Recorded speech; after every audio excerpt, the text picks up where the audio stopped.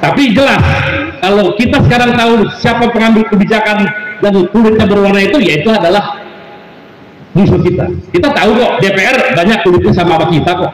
Nah itu Belanda Ireng ada di DPR. Di sana sama juga kebijakan-kebijakannya merugikan rakyat, sama dengan sistem penjajah. Nah itu Belanda Ireng. Begitu juga di kantor-kantor kementerian. Jadi Belanda Ireng yang membuat kebijakan, kita tahu orangnya. Tapi boleh jadi kita banyak yang nggak tahu juga. Jangan-jangan di sini juga ada Belanda Ireng. Soal ojek online kita masukkan dalam undang-undang Omnibus Law Cipta Kerja ini. Jangan yang harusnya dimasukkan nggak dimasukkan, yang harusnya nggak dimasukkan malah dimasukkan. Sontoloyo, tolo dan goblok, saudara-saudara. Anda bisa bayangin ojol-ojol itu, nggak ada undang-undang yang melindungi loh. Mereka kerja 15 jam, 16 jam sehari, tidak ada yang melindungi, tidak ada masuk dalam undang-undang perburuan, tidak masuk juga dalam undang-undang lalu lintas. Kan gila. Berapa ratus triliun dia sudah menghasilkan uang untuk perusahaan dan pajak untuk negara, tapi nggak ada undang-undang yang melindungi dia. Sinting negara ini, saudara. Apa? Sinting. Kita sebut sekali lagi, apa? Sinting, saudara.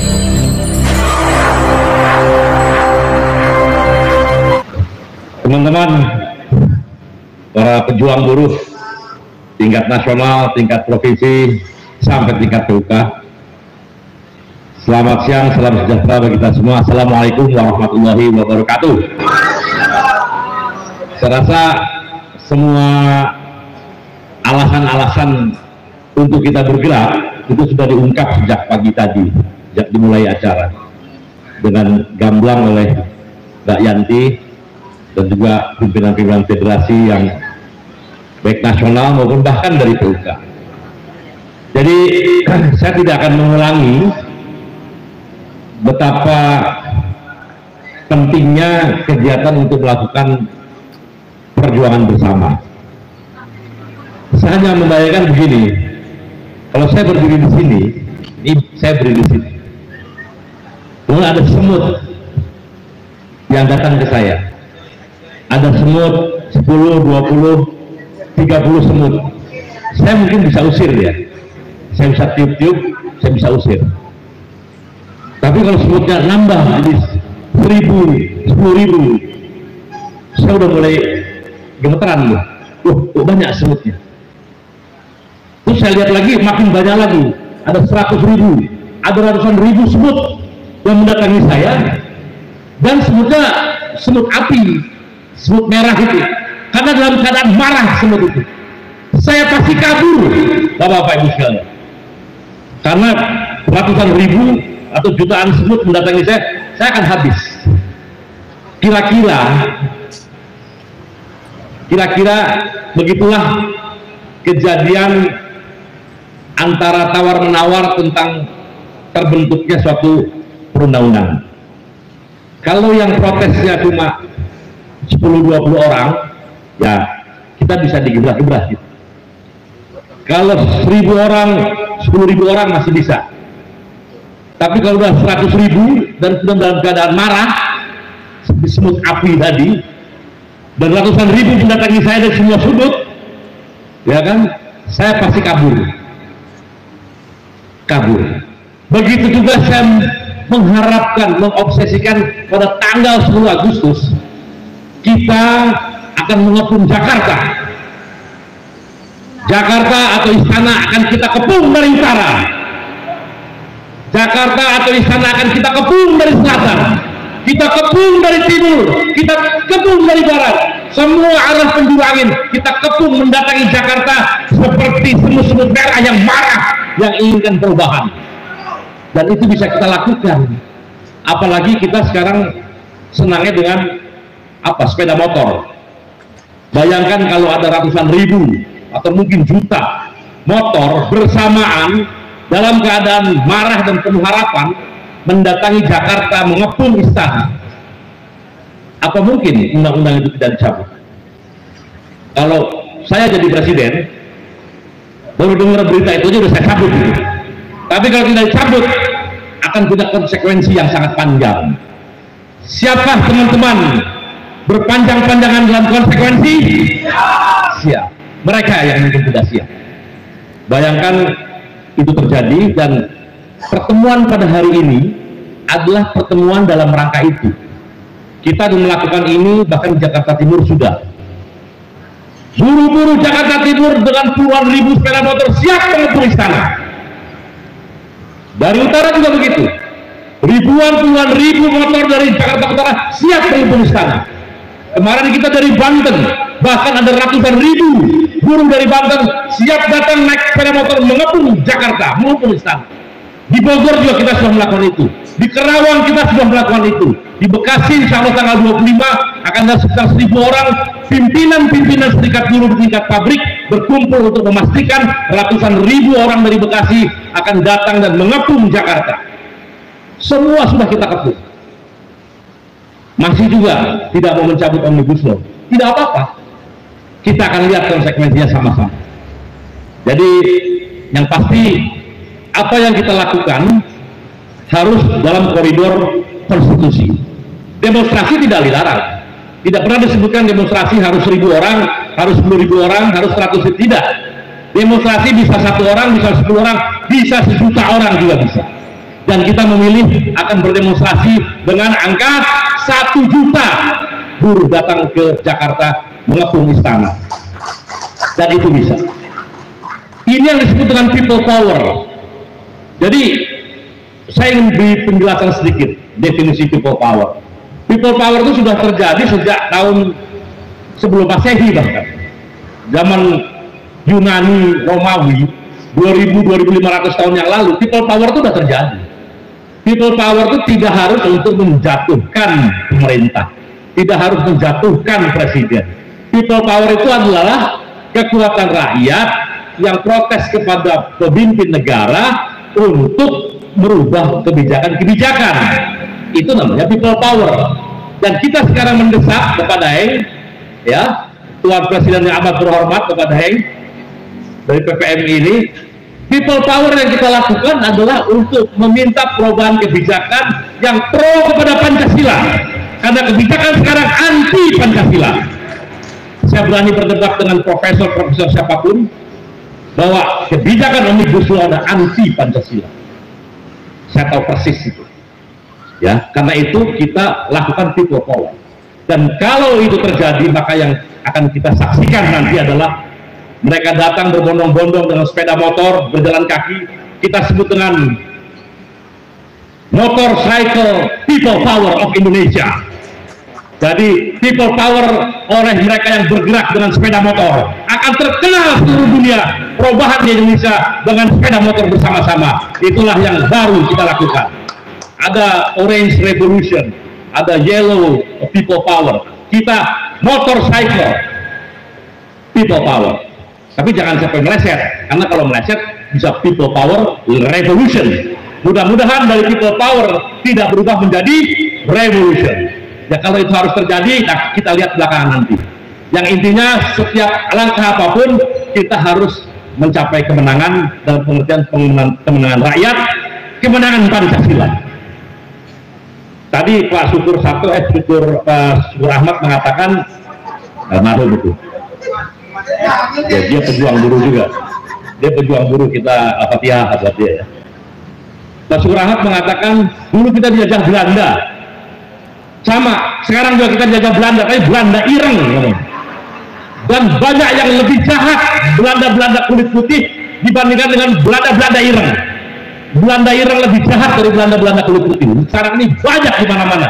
Dia ada di istana, dia ada di kantor kementerian, dia ada di tempat-tempat lembaga studi, dia ada di kampus-kampus, dia ada di mana-mana Belanda ireng yang benar-benarkan bahwa Omnibus Law ini adalah benar dan baik. Itu adalah Belanda ireng, saudara. Hancurkan Belanda ireng dari bumi Indonesia. Jadi Belanda ireng itu penting, ya. Jadi sekali lagi, dan itu pesan udah jelas itu. Susah itu melawan Belanda ireng itu. Kenapa? Karena Bung Karno, Bung Hatta, dan semua para pendiri bangsa kita, suatu hari nanti perjuangan kalian akan lebih sulit dari perjuangan kami. Dia bilang begitu. Kenapa? Karena perjuangan kami menghadapi orang Belanda yang kulitnya jelas, matanya jelas berbeda dengan kita. Tapi perjuangan kalian, ya, sistemnya sama, yaitu mengeksploitasi, menghisap kita semua, tapi yang melakukan itu kulitnya sama dengan kita, yaitu Belanda ireng tadi. Dan kita susah, malah siapa kawan, siapa lawan. Tapi jelas, kalau kita sekarang tahu siapa pengambil kebijakan dan kulitnya berwarna itu, yaitu adalah musuh kita. Kita tahu kok, DPR banyak kulitnya sama kita kok. Nah itu Belanda-Belanda Ireng ada di DPR. Di sana sama juga, kebijakan-kebijakannya merugikan rakyat sama dengan sistem penjajah. Nah itu Belanda-Belanda Ireng. Begitu juga di kantor-kantor kementerian. Jadi Belanda-Belanda Ireng yang membuat kebijakan, kita tahu orangnya. Tapi boleh jadi kita banyak yang nggak tahu juga. Jangan-jangan di sini juga ada Belanda Ireng.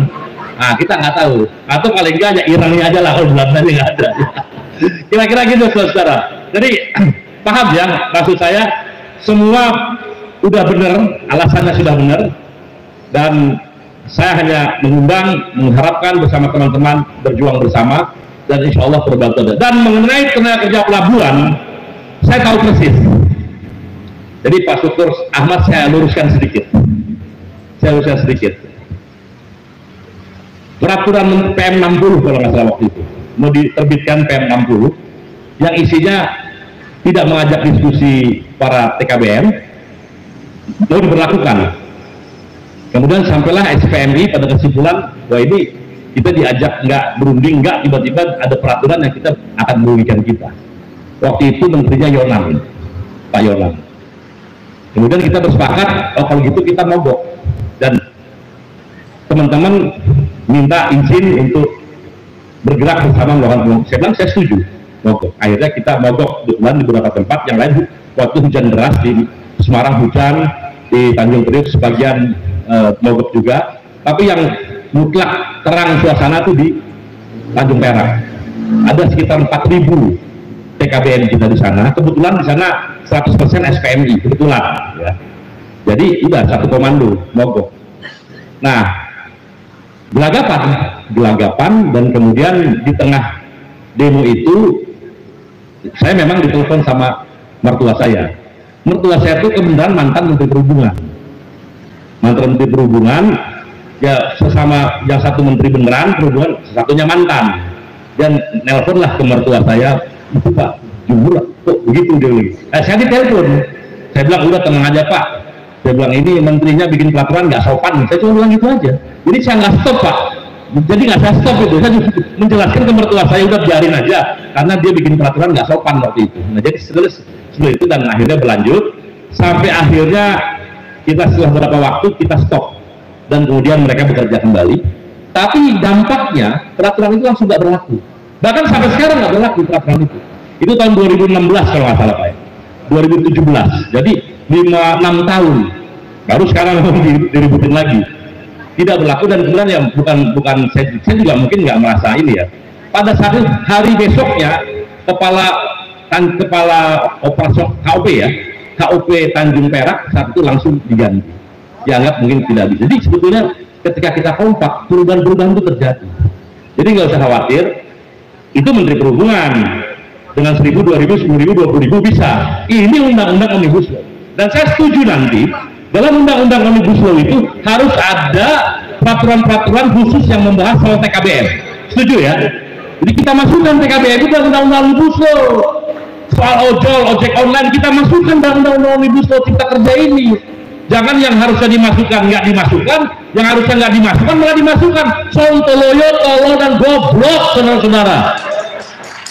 Anda bisa bayangin ojol-ojol itu, nggak ada undang-undang yang melindungi loh. Mereka kerja 15 jam, 16 jam sehari, tidak ada yang melindungi, tidak ada masuk dalam undang-undang perburuan, tidak masuk juga dalam undang-undang lalu lintas. Kan gila. Berapa ratus triliun dia sudah menghasilkan uang untuk perusahaan dan pajak untuk negara, tapi nggak ada undang-undang yang melindungi dia. Sinting negara ini saudara. Apa?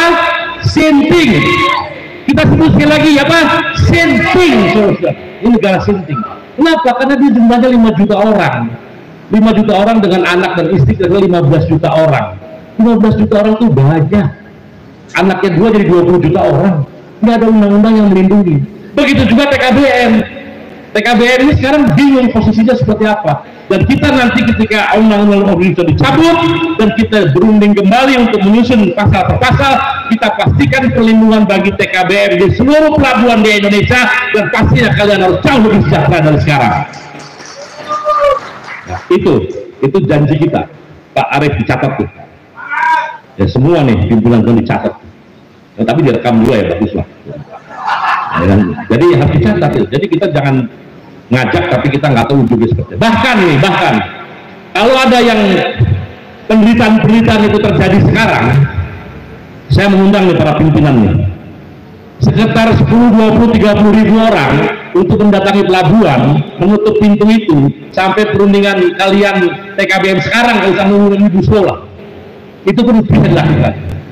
Kita kirim surat resmi kepada pimpinan Pelindo. Kami mendengar bahwa anggota-anggota kami tidak sejahtera, tidak jelas, tidak ini. Kami minta negosiasi. Tapi yang tanda tangan langsung Ketua Umum Konfederasi bila perlu.